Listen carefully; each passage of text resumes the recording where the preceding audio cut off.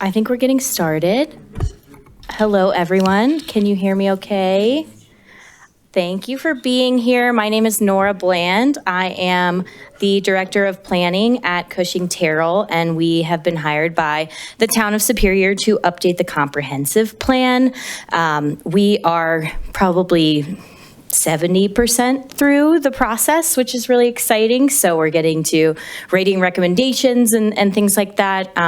But this speaker series is a part of our community engagement effort, and it's really meant to both help educate folks about topics that we've selected, and then also hear from the community.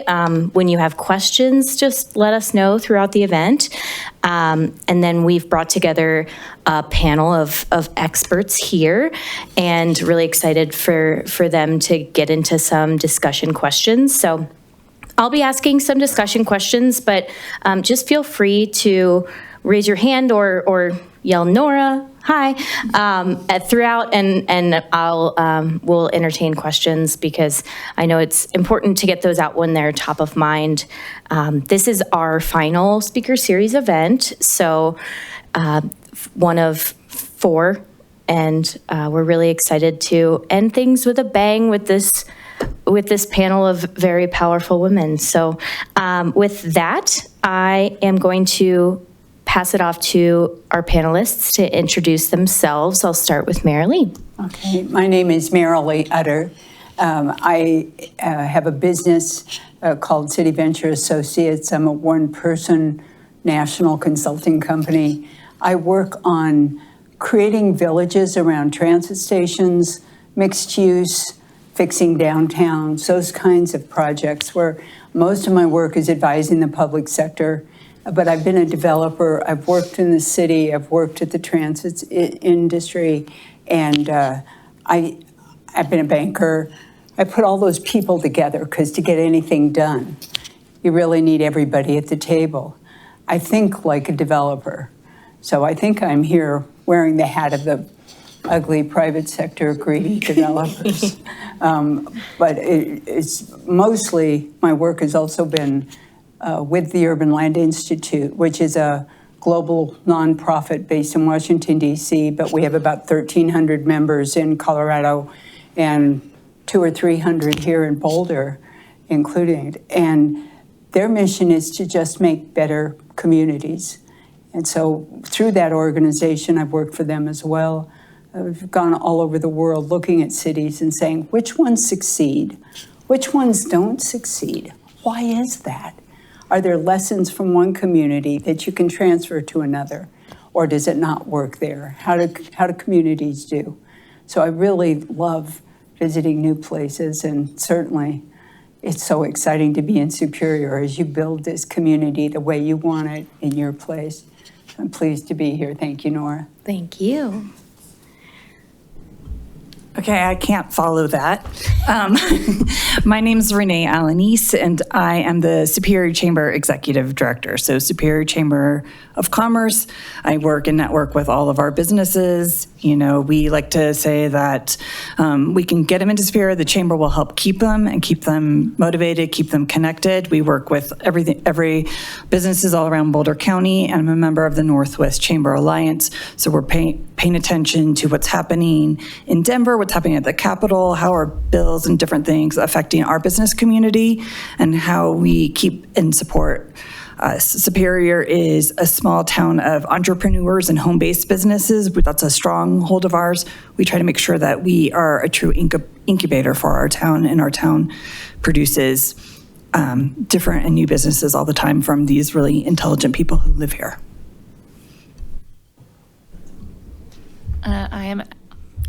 I'm Ellen Robertson.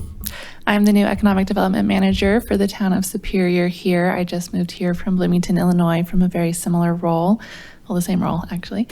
I have a lot of diverse background in international, regional, and municipal economic development. Really for the town, I'm here to raise tax revenue for the city.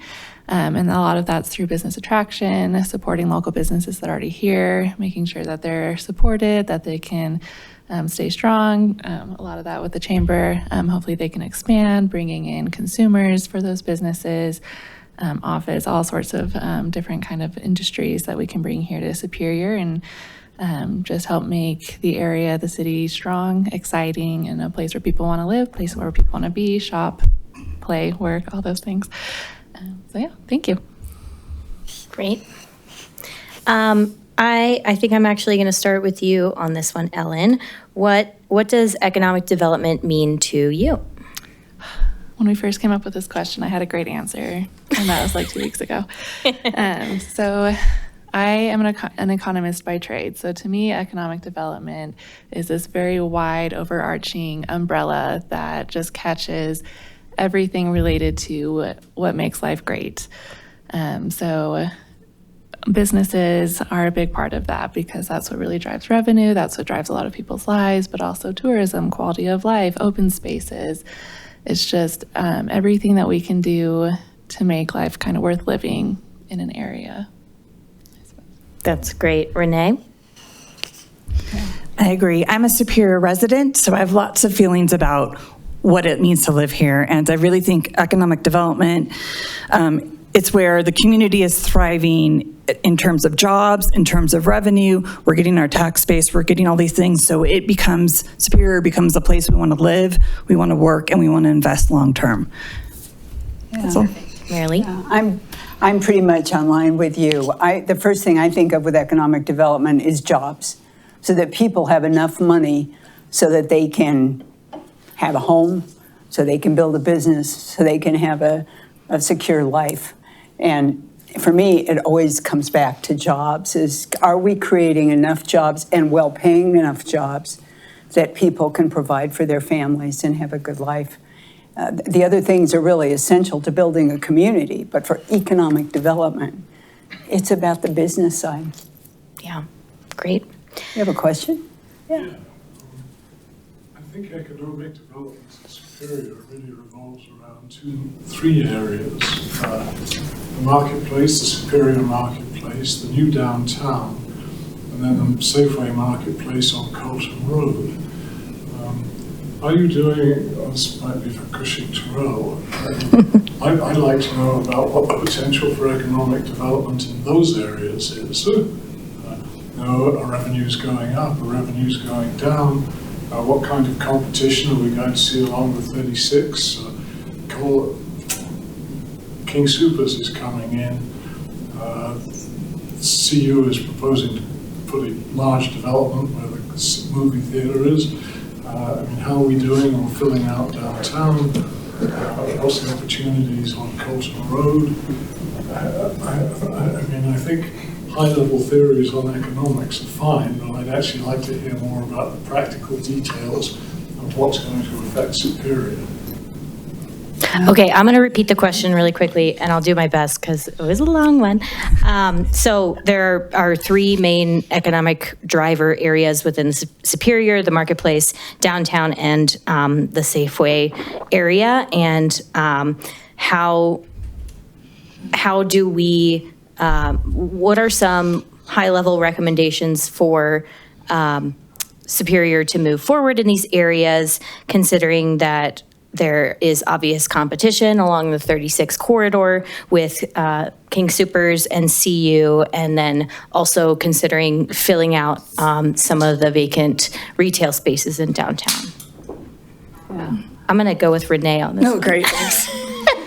That wasn't a short question. I think it's a great question, and I think it's a question that a lot of residents have. And there's more than three, because there's also Discover Parkway, there's also where Starbucks and their vet area are. So these are kind of regions and areas we pay attention to. And I don't think there's a need for them to kind of compete with each other. I think of them as like different books on this bookshelf that's all making Superior. And so let's see if I can learn how to talk into a mic.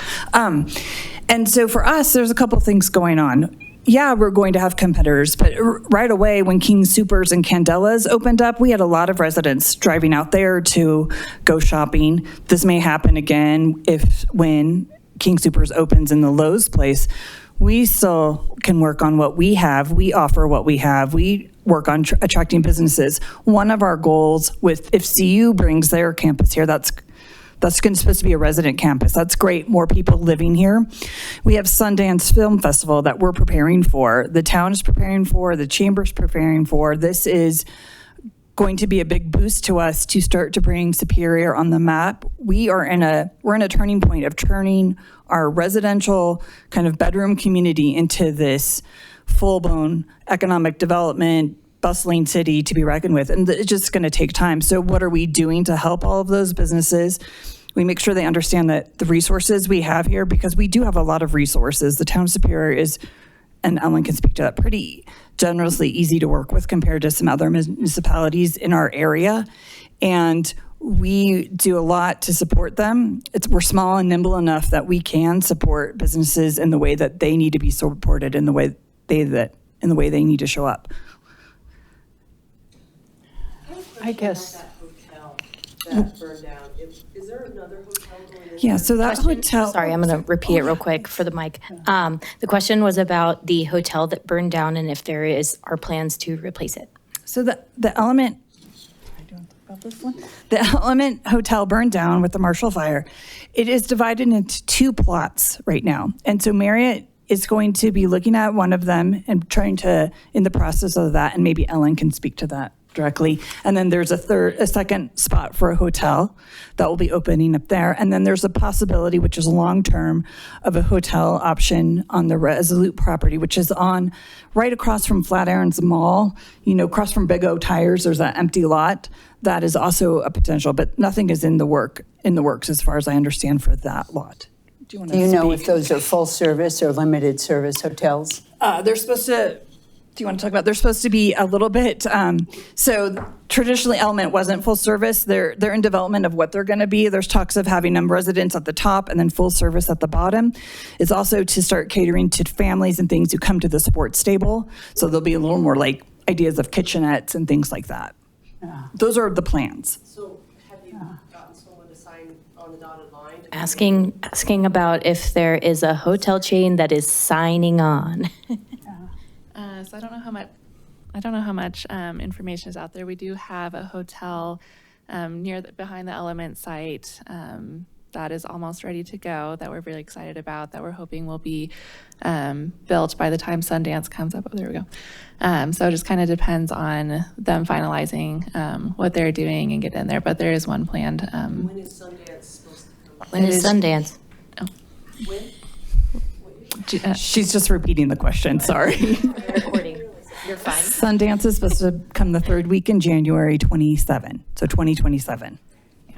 In terms of the Element site and the Resolute site, the town is working with the brokers and owners of that site to both market it. It's on our website to figure out and work with the developers that they've brought in. There are some issues with each site that we're working through with them as well, but we are trying to get something to look good there.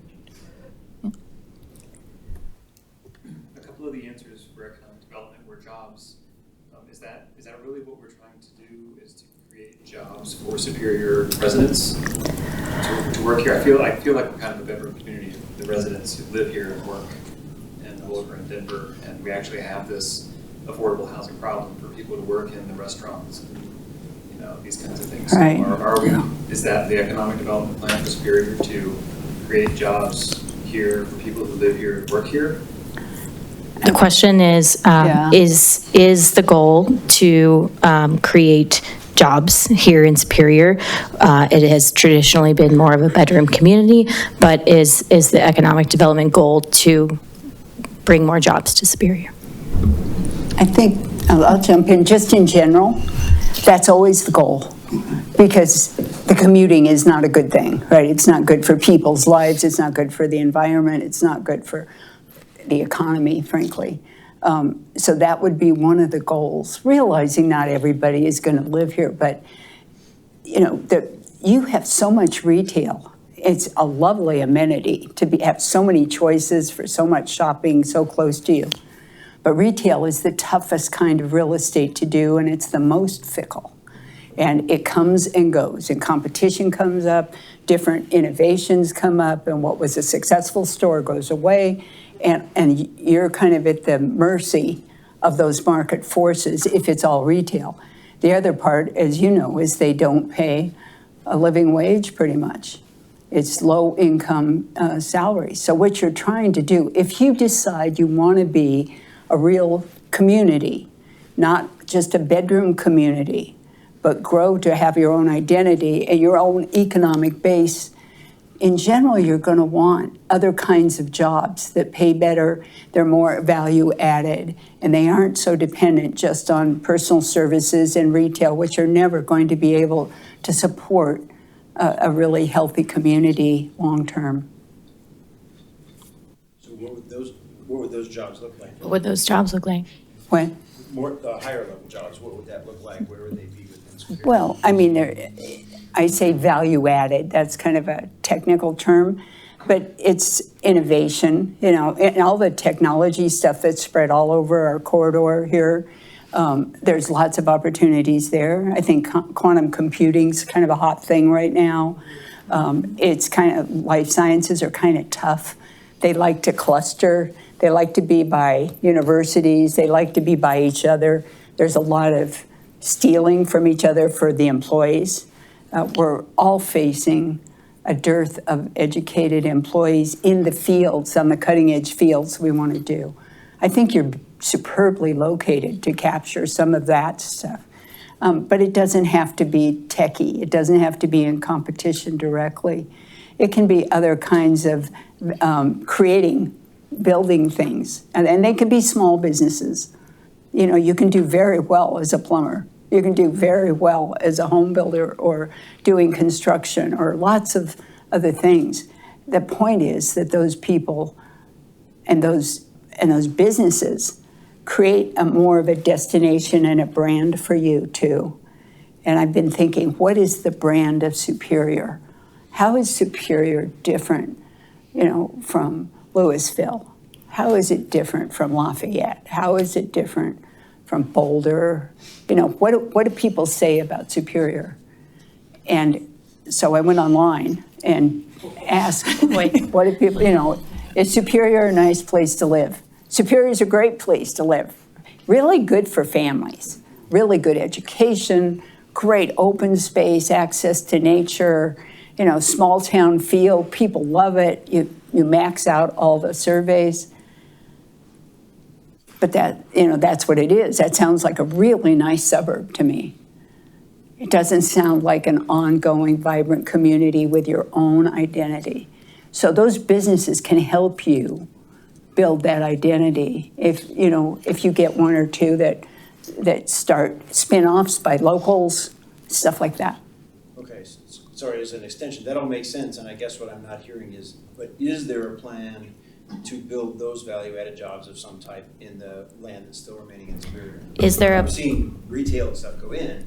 Downtown Superior is a great example, that's where I live. Yep. But is there a plan to build that value-added stuff? Is there a plan to build the value add jobs in Superior? There are expectations too. So downtown we have, I forget what block it is. So you're coming in Main Street and there's that big open space across from what they're currently building on Block 8. So that greenfield, we call it the life sciences block. So it's where, That's a good example. That yes. sounds awesome for exactly like what you're saying. Yeah. Yes. Yeah. So that's an expectation that we have of there being something like that in that space. We're still working with that developer to try and make that a reality and get those office people, those daytime people in the downtown to support the downtown businesses, having those jobs for Superior residents so they keep all of their money here as someone who needs to increase tax revenue. We also have a plot of land, about 24 acres near 36. I'm sorry, I've been here 4 weeks. So down that way, we have 24 acres. It's zoned as a employment center. So that's another lot that we're marketing and kind of going after that kind of office space or kind of light industrial, something like that, that we can put either aerospace, life science, something that we can also, so that's also an opportunity that we're pushing. So it's being actively marketed. Yes, Okay. we're actively Yes. going I don't after know things how like that. It's one thing to say there's a vision, it's another to say, yep, we're out Yeah, there doing we're it. out there doing it. We're working with developers and we're trying to get that done. Yep.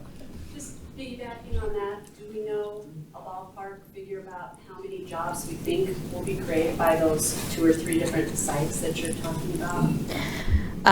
A ballpark figure of jobs that would be created. I mean, I could start and you could finish, but it's so dependent on the actual industry that would go in there.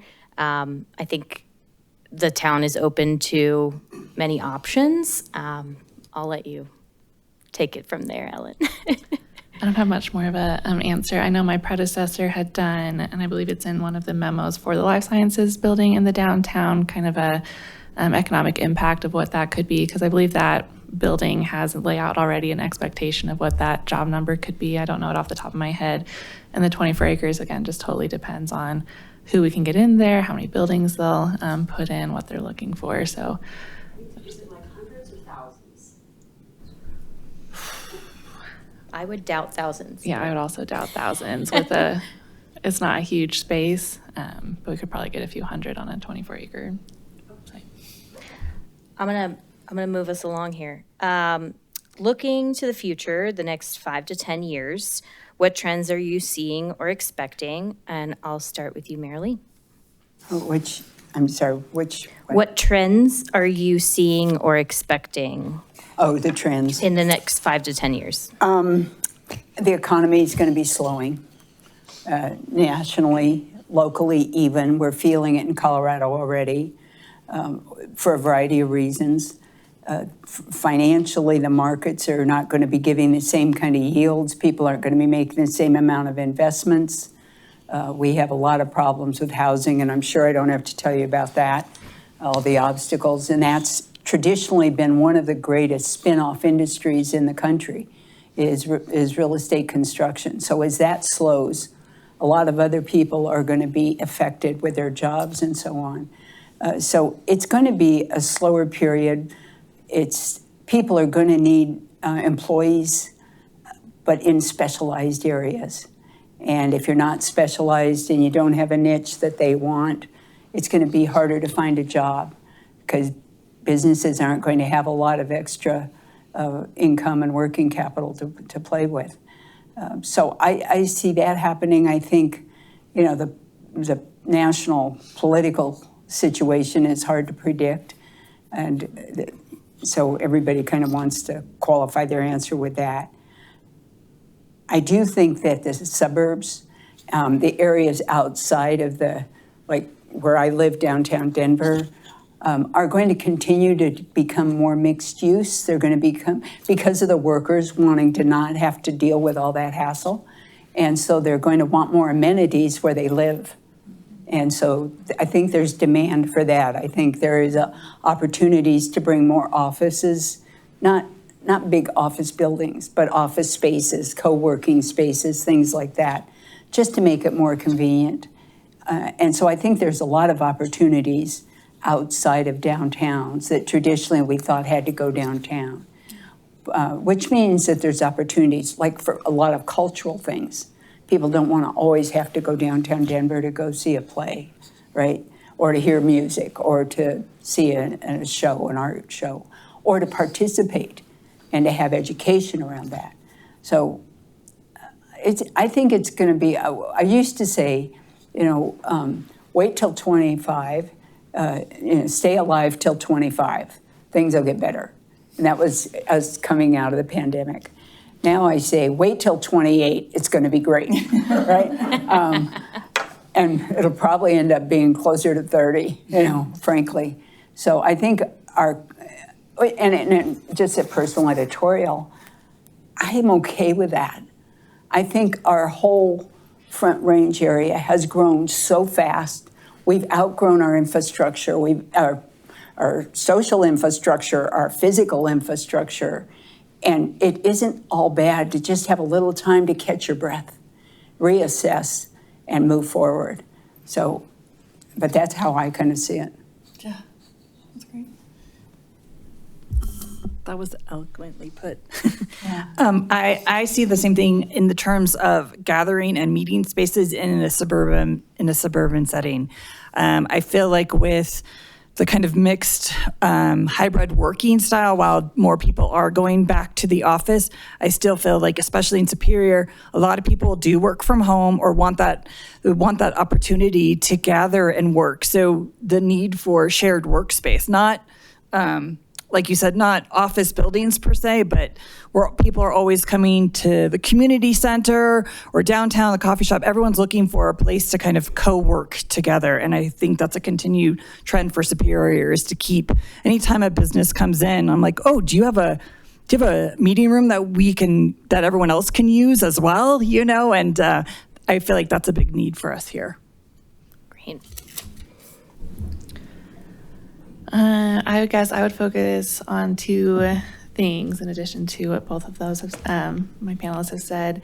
So retail, obviously is huge here in Superior. We are trying to diversify from that, including like the life sciences and things like that. But in terms of retail, it kind of feels like there is kind of a push swing back into a brick and mortar space, where for a while there we were away from that online shopping, and now it's kind of slowly coming back into people they don't want a huge space. Like Macy's isn't going to be a huge space, but they're putting out smaller, I forget what they're called, like limited Macy's. That's still like a storefront. People want to go in, people want to shop. So I think that will be something that will be helpful to us. But I also would put out there AI. AI has been a hot topic for, I don't even know, 2 years now. At every single conference I've gone to, how is that going to impact the marketing space? How is that going to impact the ability for small businesses to pop up, so they won't have to get as many services from other people they'll have to pay for? But then on that end, those people with the services, how is that? So AI is going to be, it's still a very large and changing space that we're also trying to navigate, but just kind of seeing how that's going to lay out, that's going to have a very large impact on businesses. Great. Yeah. So I'm going to try to make this as short as possible. So my name is Ramses. Just moved here from Washington, D.C. 2 years ago. And we moved into the Origin apartment when the first building opened up. So we've seen this development, which we love. We have 2 children, 6 and 10. Go to Monarch. Love the parks. We really enjoy and notice the difference between Superior and other parts of Colorado. We really love it. Parks, we've had so many families. We believe in Superior so much that we just bought a home and closed last week up in the Toll Brother community. So that's how much we believe in the community. And we love how you guys have done like events at the atrium. That's great. We've made Kayla, she's awesome. My question, and I think some of my friends and neighbors have stated this too, and this may be for Chamber of Commerce representative question, but the question is, what have been the challenges to try to get businesses in those retail spaces? Of course, I love Boulder Bait, Munchies, he's one of my neighbors now and stuff like that. So we love what's gone in there, but we need more. In being from Washington, D.C., of course, I could go outside my condo and I could be at a bunch of different restaurants after 9 o'clock. We don't have that opportunity here. Yeah. So my question is, what are we doing to get good businesses, not just sweets, but food? Great question. Thank you so much. This was a question from a DC hero. He has recently moved to Superior with his family and bought a home recently, and curious about some of the challenges of filling some of the vacant retail spaces in downtown Superior, and what potential solutions there could be. You want to start? Go for it. So great question. A question I've heard a lot in my 3.5 weeks working here already. Excuse me. We do have a lot of people working on it. So, excuse me, what I have been saying, so I know a lot of people have known the downtown has been coming. It's been talked about a lot. It's been in development for a long time. So I do feel like we're at kind of the beginning stage of the businesses. So have patience, because we're at the beginning, but also a lot of people are working on it. So the developers themselves have their own brokers. They have 2 brokers specific for our area. in the downtown that are looking to fill those spaces. The staff were just at ICSC in Las Vegas to talk with different retailers for the community, but also downtown. We also have a consultant, the retail coach, that is also looking for retail for the area, so including the downtown. So a lot of people are searching for it. One of the difficulties with the downtown area, in my opinion, is the vibe of the downtown. When people think of downtown, they think, oh, it's going to be regional, it's going to be this great community, and it is, and that's what's great about downtowns, but not every retail is going to be great for that. So it's definitely something that attracts a certain kind of business, and a lot of those are also small businesses. So what Carmel, the developer, has put up, they're called gray boxes, so they're not quite built, they're not built out at all. So new businesses have to go in, build it out, make it what it wants. And so specifically restaurant spaces have to build out the entire kitchen, and it can be a little bit expensive to do that. So the developer is helping with some of those costs. The town has been open to speaking with businesses as well if they need assistance. So we are all on board for all of that. We do have that food hall potentially going in. I know that went to council on May 12th, they did a presentation on that. So that should have a number of food options, not just sweets as well, once that starts to get going. And I do know that there are some restaurant requirements for kind of the corner pieces of the downtown, and depending on what goes in there, it might be laxed or not. Like Studio Pilates is great in its location. That was a restaurant location, but it's great in that location as well. So there's a lot going into it, but cost is usually the most prohibitive thing, especially now that money is expensive to borrow against. You're bringing in people. I will live in downtown Superior, Florida. Bringing in people as well, that's what it creates your community and builds and the vibe. And Yes. like people talking about this, and it's word of mouth. That's how it's gonna grow. We moved from California last year. Here in 3 days, it's gonna be a year. We lived in Emerald. It's on the Bay Area, and we had a public market and had huge problems. The developer came in, it built kitchens. Kitchens were ready for people to come in with their business, with kitchens already 80% baked, right? So I know it's a huge amount of money, but the area where we were living, it bloomed in a couple of years. It really exploded, and they brought in a lot of good options from all sort of kind of food, big, small, mom and pop shop. They're awesome programs also to help entrepreneurs. They have, financial issues. They invest in them, help them open their booth. It was, again, different. I understand. I just saw it with my eyes. We lived there for almost 10 years. Seeing that, and that's one in my head. That's what's in my head. Mm-hmm. And especially the food brings people together. Mm-hmm. And that's so important. We like to go out. And we struggle because we want to stay here, but we got nowhere to go. There's very limited options, and they kick you out salad. Kitchen closes at 7:30. Well, I just showed up. I need to put the kids to bed, right? I cannot. So these are the, it's kind of pushes you away a little bit, and you just need to watch out because people are not going to come back here, right? No pointing fingers or anything. Just situation that we've been living in the past year. So the comment was, you're coming from California, and there was a public market, and initially when the public market was developed, they struggled a little bit because they had to invest in all of the kitchens and things like that. But then once they were ready and available, it really took off, and now it's a big community amenity and things like that. So is that? Yes. Okay. So is there a question about subsidizing something like that, or? It's not a question, it's Oh, just a comment, okay.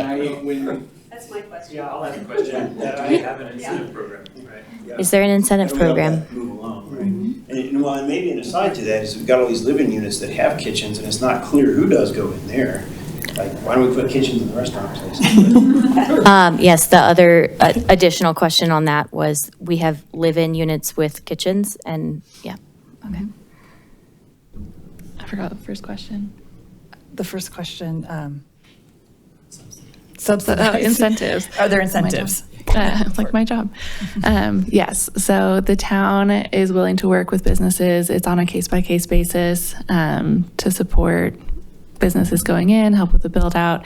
We look at everything that we have available to us as a town to assist with that. So we do have some upfront funds, not a ton, but we see what we can do to help. And then we can also look at doing kind of pay-as-you-go rebates. So those are, you would get the sales tax and then you would pay it to the town, and then the next year the town would rebate you a percentage of that back to you. So that also assists with overall operating costs and long-term loan repayments.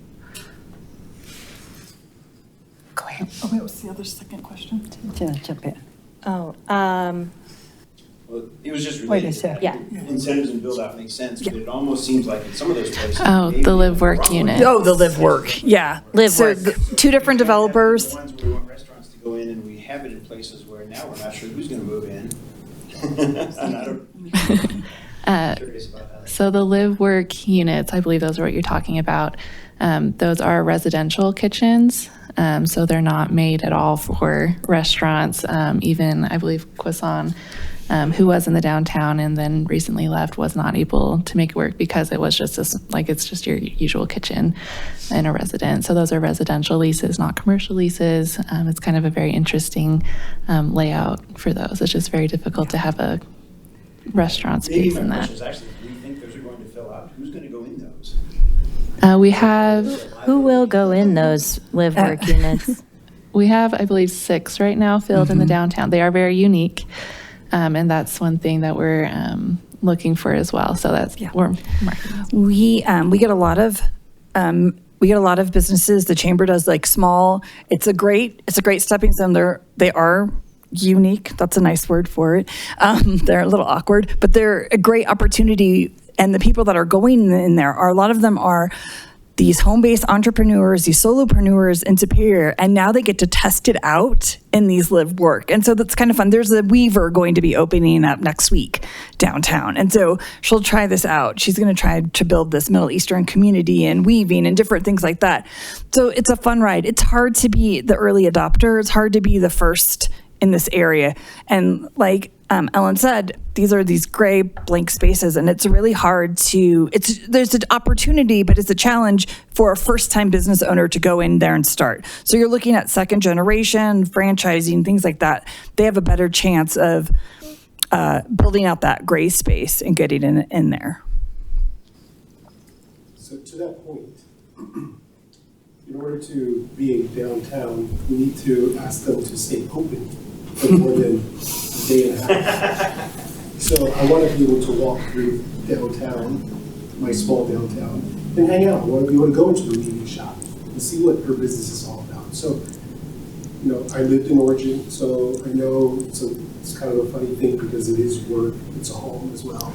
So, but I don't know if we can, like a mall, like you have to be open a certain amount of time. The question is about opening hours of businesses that are in these live work units and wanting to patronize these businesses at various times and maybe not being able to because they're not open every day or not open at certain hours. Right. It is something we talk about with our businesses. Ellen's probably better to answer this, but we talk about them with him a lot. For these businesses, I don't know if you guys ever gone to Rock Creek Village Safeway on Monday. You can't have dinner down there because they all close on Monday. Tequila Mezcal, Johnny's or Jimmy's and Pam's and things like that. That is just, and even the Lewis Sweet Shop, that is how they know to kind of curb and their expenses at the time is these creative hours, which can be, as a consumer, you want to look online and say, are they open, and go down there. And some of them have the rules like if our lights are on, we're open. And so that's a challenge. And that's kind of a learned thing of our neighborhood to do that. We always advise them. And I have a feeling it will change and it will start to as more energy and more businesses, more people come to downtown, I have a feeling their hours will change. Anytime that the sports table has an event, some of the businesses are starting to stay open a little longer, a little later. So it's starting to happen. It's just a little slow. All right. Go. Sorry. I don't have a ton to add to that. I fully agree with Renee. And once the downtown starts getting built out more, we have more events. The live work units, a lot of them are small business, new business. So once they get more comfortable, and we're here to help educate them on best practices, when are the best times to be open. The Boulder County SBDC is also able to help with any of that kind of educational stuff. That helps with marketing, that helps with putting signage on your door, making it more of a lively space. And those are continuous conversations that we're having with our downtown partners, our stakeholders, all the businesses.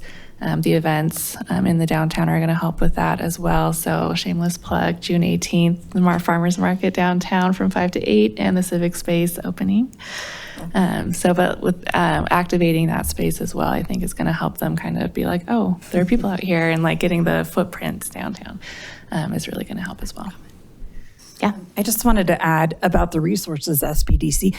The Superior, we have a Superior Business Toolkit, and it was put together with Economic Development and the Superior Chamber of Commerce. And that is it's on a website, it's a wonderful resource on how do I get permits? How do I find funding? Where am I? I'm a minority-owned business. Here's this funding that's available to you. I'm a veteran. Here are these type of things. So the town of Superior has worked really hard to create a resource, a directory of resources for everyone, the support system, and things like that. So it should eventually get there, we hope. But Mary Lee has a great long view of it all, so I'm curious what you think. I think it just goes with the territory. As I said earlier, retail is the toughest kind of real estate to do. And so if you want charming little shops, you get charming little hours, because they can't afford to hire extra help. And they get tired. They're already working 6 or 7 days a week. And so they want to go home and have dinner once in a while too. And they don't want to stay open for every event just to be at your most convenience. Who does that are the national retailers. And so what happens a lot are cities say, oh, I want all the little ones. I want the local shops that are different to be in my downtown. But they don't shop there. There's lots of research that shows people like to go in and look and enjoy it, but they don't spend money. So the most successful formulas have tended to be a mix. Bring in a national retailer. That's why Starbucks has been so popular. People go to Starbucks. And then if at Starbucks, they see who's next door or on either side of them. Starbucks like corners. But, or it could be another national retailer that's really good. If you think about your brand and what you want to be known for, whether it's kids or arts or whatever, bring a national in, and they don't have to be large, just the name, because they have all this marketing budget and they have such a wide appeal. And then you bring in the other big idea is have critical mass around that. Critical mass of lots of little ones can make up for a big one. So we see this, if you put 4 shoe stores together, they are all going to do better because people know where to go to get shoes. If you have one shoe store kind of buried between all kinds of other stuff, they don't get nearly the visibility. You put 4 gas stations, everybody knows which corner to go to for that gas station, right? This idea of critical mass, when you look at a mall and how it's designed, the big idea was that the department stores are the anchors, because those were the famous places in a previous life. And people would go there, and then they'd see the little line stores in between. And when they're designed, if you'll notice, they have most of the kids' stuff at one end of the mall. And then they'll have most of the teenager stuff. And then they'll have the home design stuff. And then they'll have the high-end ladies stuff. And they're separate sections so that when you go there, you're getting critical mass. And so towns can do that with small businesses just as well as the mall developers. But the best package seems to be some kind of mix between having a few better-known businesses and the local entrepreneurs that you want to support.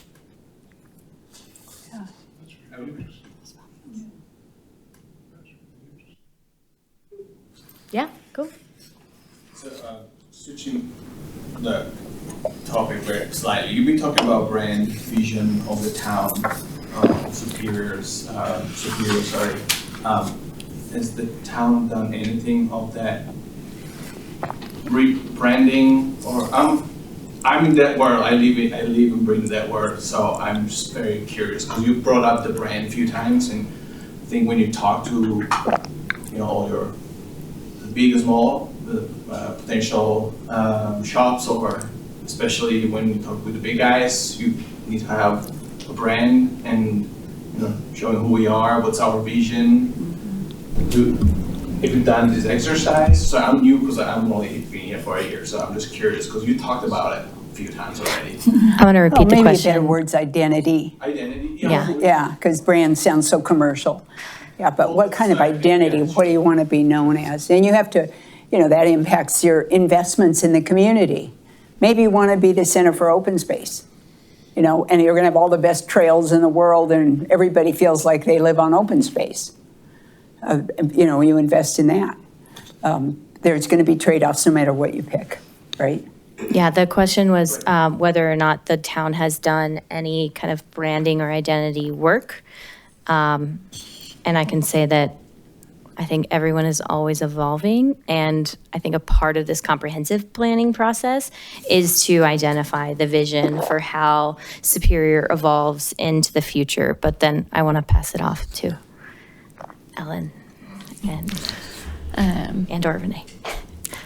I can only speak for the economic development side of it. We have an amazing communications team, and I've only been here 3.5 weeks, so you'll have to ask them. But in terms of the economic development, branding, and marketing, that's on my long list of things that I really want to do. Put together a brand, a tagline, have something that is super easy, going to developers, going to businesses, and be like, hey, this is us. Come to our website. We do have a business website. It's obviously something to do with Superior. This is a superior place to be. I'm open to taglines if anyone has any ideas. But it's definitely something that we're going to be working on in the economic development, business attraction sphere of what can we do to make ourselves the place to be for business, retail, and otherwise. So it's on the list. I think I really don't have much to add, except for we are at a critical point of what is the identity of Superior. We are moving, our school enrollment is down. Families that used to be all family driven, we have less children going to the schools. Are we an aging population? What do we want to be as a town as we go forward? And those are critical things. I think a driving force is that we're a lifestyle. People live here because they like the pace of Superior and the lifestyle. And so what does that mean? How do we maintain that and how do we keep it? And I think that's what this whole process, the Planning Commission, economic, they're coming to this. Where are we going to go as a community? That's great. Okay, we have 12 minutes left. This is an important question that I'd like to ask everyone. So one of Superior's main long-range planning challenges is deciding which of the town's remaining development sites of 8-ish should be held onto as potential retail or commercial opportunity, given the near-term market pressures to proceed with residential development. So what factors should be looked at to help make those policy decisions? I'd actually like to start with Marilee with more of an outside perspective. Well, I'm very direct. You need more density in this community to support the businesses. The reason it's hard for small businesses to make it is there just aren't enough people shopping, and to support them. So ultimately, and you're not on a main drag like McCaslin or something, that would be unrealistic. So you need more people in your community over time. And you're going to want them for your kids to be able to live here, for your grandparents or your folks to be able to be here. So you need a variety of housing types. And I've been impressed that there is townhouses and there's multifamily and so on, but you're going to need more. I think you don't have to choose, because it would be okay to go to 3 or 4 stories. You would not lose the magic of this community if in your downtown you let it go a little higher. And then you have room for residential. Workforce residential would be a very nice add. When I looked at what the median house price is in this community, it's huge. And people are house poor, I'm guessing, because it's so high. So what about people that are going to work in these businesses, and what about other people that are working in the service businesses and in retail? We've got to give them options so they don't have to drive. So I think that would be something to think about in your long-term vision of this community. As I drove around, there's so much land.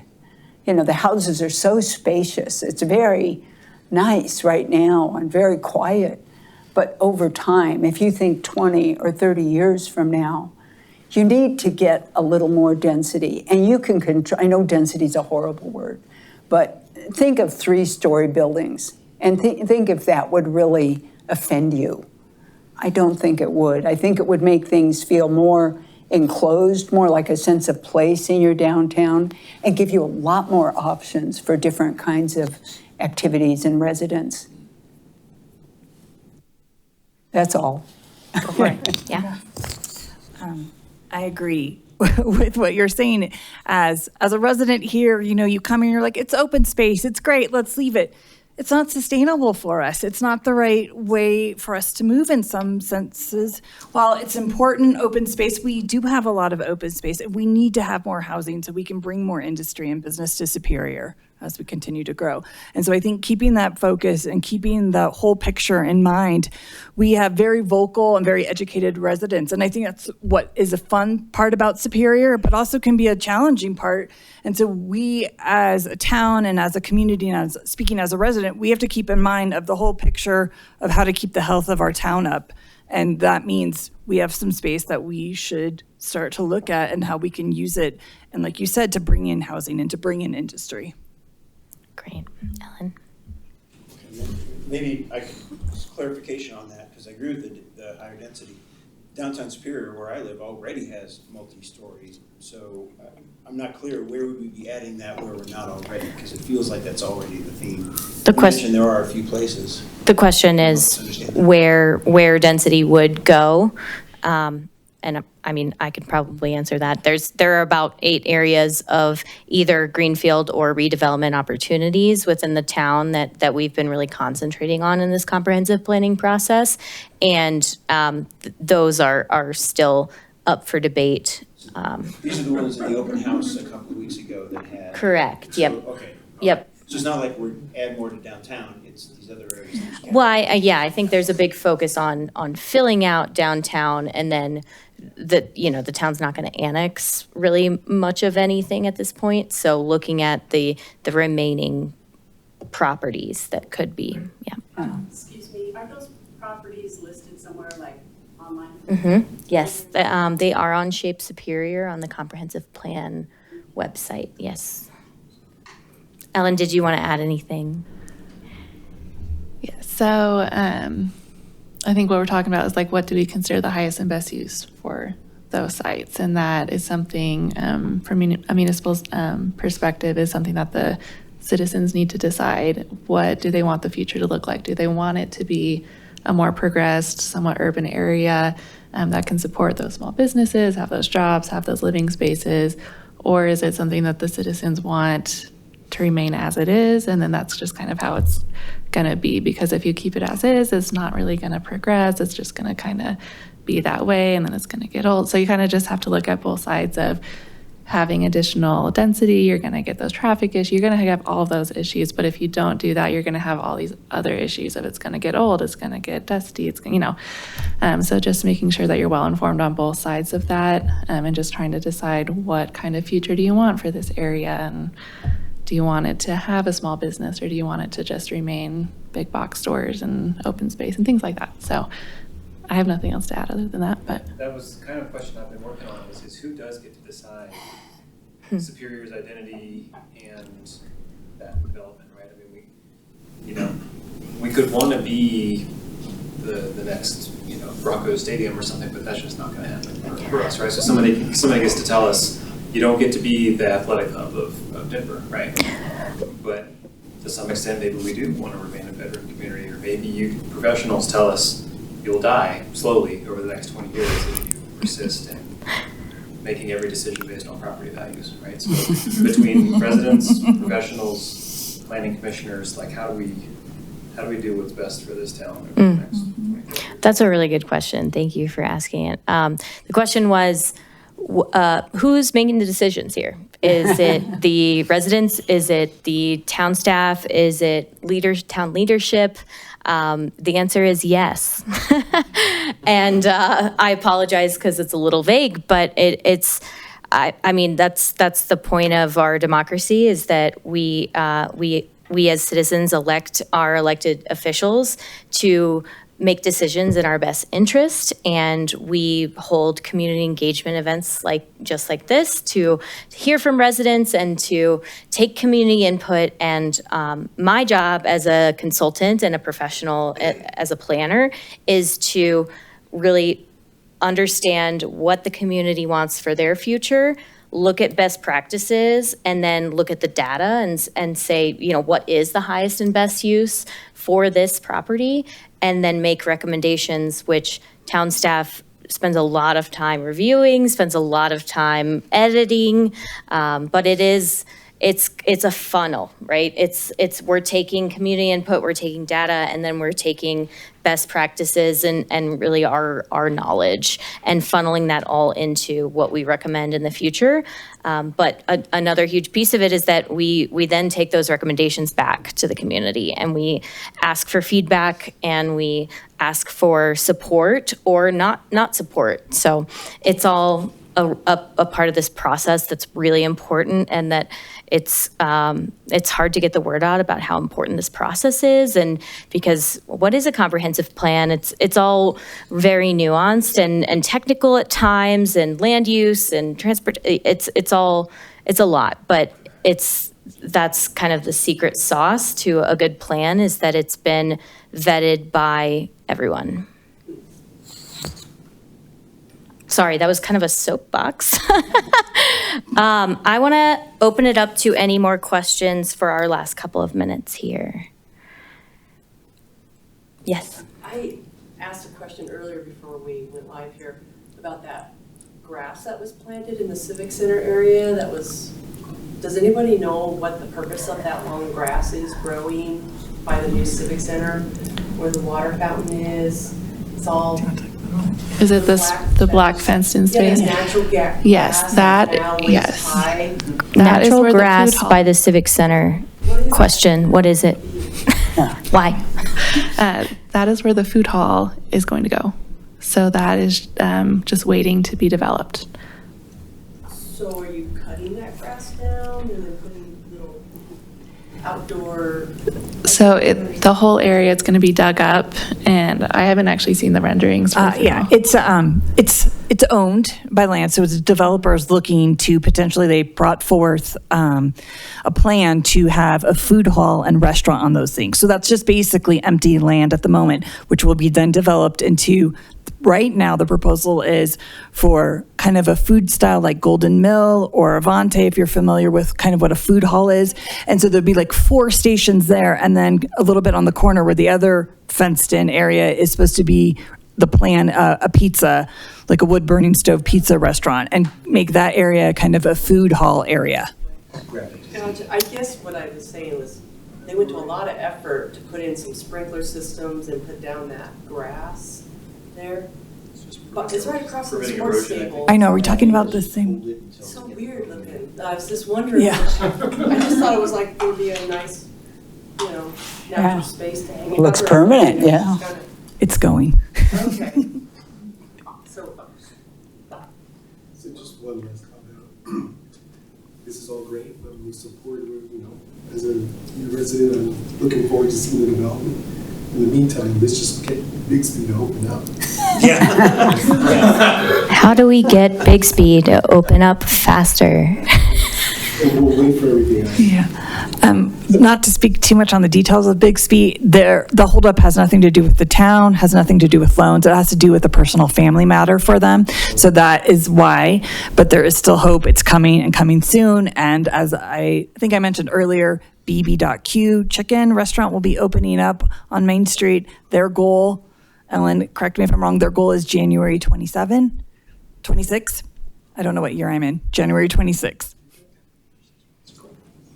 It's every town's dream to have a food hall, so hopefully that goes through. Yeah. The food hall, it's. Yeah, is it? Because it was proposed a month ago. Is it happening? I'm just. That's all. Confused. You want to talk about it? It's proposed. It is proposed. I believe we are waiting on them to take the next steps. So we're all very hopeful and expecting, and we've not heard anything of them not doing it. So we're all expecting full steam ahead with that. We're just waiting on them to finalize some things on their end. I do not. That's exciting. I think that is just so key for, speaking for Yeah. downtown people and bringing more, not saying crowd, but bringing more. Activity, from outside, life, right? And just stop thinking, just pedestrian. just growing the business, bringing in the money, more shops are gonna come in, right? That's just like, it's a vicious circle, right? But that's just purchase. Maybe I'll just share something I've learned through all this, because I don't know much about development, right? I think it was easy for me, and maybe many of us, to imagine, look, Superior pushes all this forward, but at several stages, you're waiting on other people to do things, and you're doing the best you can. I know I didn't have any clue about that, so Yeah. that's helpful. That means some of the pacing is just, Our friend shared that, yes, that it's not all on the town and that it's property owners own their property and developers have their timelines, and it is not nobody has a crystal ball and nobody can do a Ouija board situation. So it's all up to many parties, and those timelines can't be controlled by the town for the most part. Yeah. Thank you so much to our panelists. I'd like to give a little round of applause. Good, really fun. Thank you all for being here. As a reminder, this was the last of our speaker series. Very exciting. Everything is available on the town's YouTube channel to watch. If you want to watch the one on housing, the one on transportation, the one on cultural inclusivity, those are available for you to watch. We had really great panelists at all of those. Again, really, really excited about how this plan is moving forward. And I hope you all are registered on Shape Superior so that you can hear about future updates to the plan and ways to engage in the future. Thank you so much.